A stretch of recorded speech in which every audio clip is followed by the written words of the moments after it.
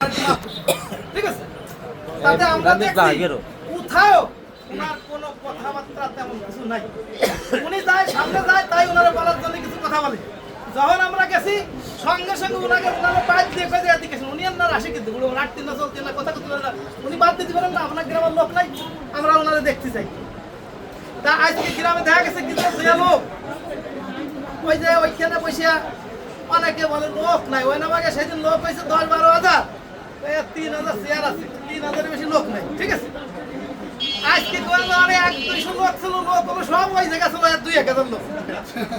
এখন আমার কথা কি যে প্রতিবাদ করা করি এত দিয়ে আমাকে দরকার নাই, আমরা ধৈর্যের সাথে কষ্ট করছি, আমাদের কাজ করতে হবে, কাজ করতে মাঠে কাজ করতে আমরা কাজে বিশ্বাসী, আমরা কর্মতে বিশ্বাসী না, আমরা চেষ্টা করে যাই, সামনে আমাদের সুফল অবশ্যই হবে ইনশাআল্লাহ। অবশ্যই আমরা জিতে আসতে পারবো না, মানে আমাকে মাঠে কাজ করতে সবাই নামতে হবে আর কি। কথাগুলি কিন্তু না, ও তার রাজনৈতিক যেটা দূরদর্শিতা আছে, মাঠে কাজ করতে 2 দিনই মাত্র 2 দিনই সারা উপজেলা সে পোস্টার ব্যানার ইন্টার সব পৌঁছাইতেছে।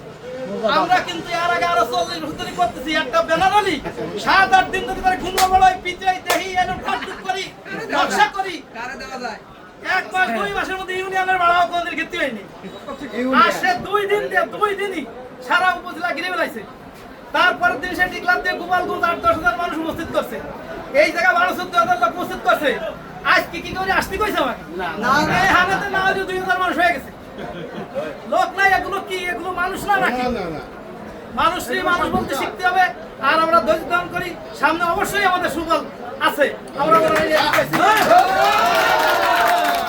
লেখক ভাই কথা কও।